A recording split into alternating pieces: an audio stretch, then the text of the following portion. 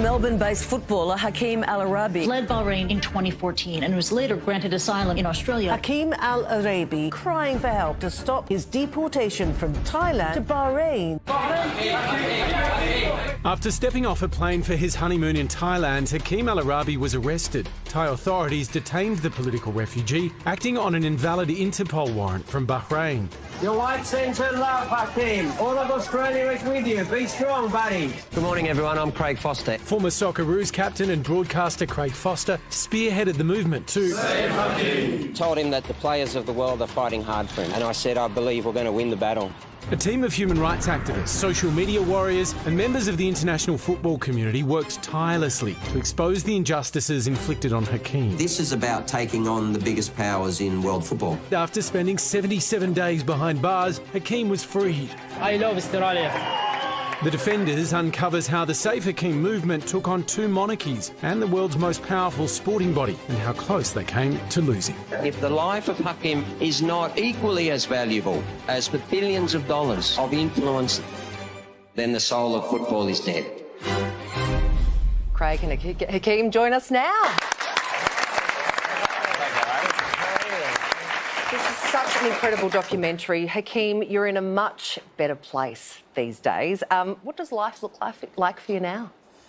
To be honest, I'm still worried about myself, about my family back in Bahrain, especially after my story is shown with many people, and I'm just worried, and I don't want to Bahrain government to take a revenge from my family. That's important things about myself, and I'm still doing what I love to do. Like I'm working with Football Victoria and working with the kids, help them to play football, help them to be settled in Australia. At the centre of all this, just for some background for everyone at home, you were accused of burning down a police station in Bahrain during the Arab Spring. But what were you actually doing at the time? I was playing in the life. I was playing football with Bahraini League. Live on television? Yeah.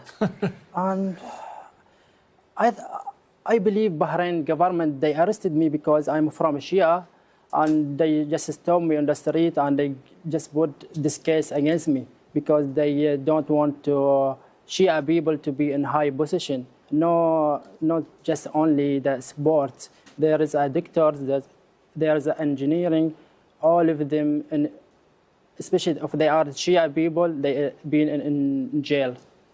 Craig, what? Yeah. Oh, sorry, Craig, what made you want to get involved and come aboard and help out? Well, I wasn't alone. It ended up hundreds of thousands of Australians, and in fact, one of the reasons why the film's been made is to thank Australia for what they did, because so many people stood up for Hakeem, including this show, and many of you, and I know Liz, as a sporting legend, also was on board at that time. But this show, in fact, came over the first time we went to Bangkok.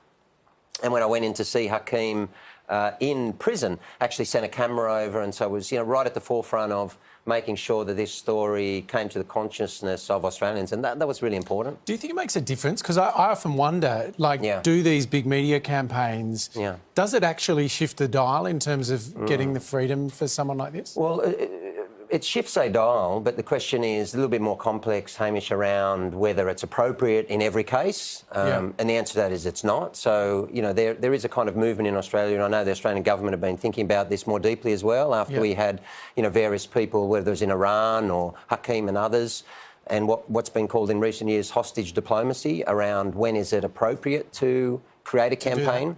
Hakeem, you were in prison while this was all unfolding.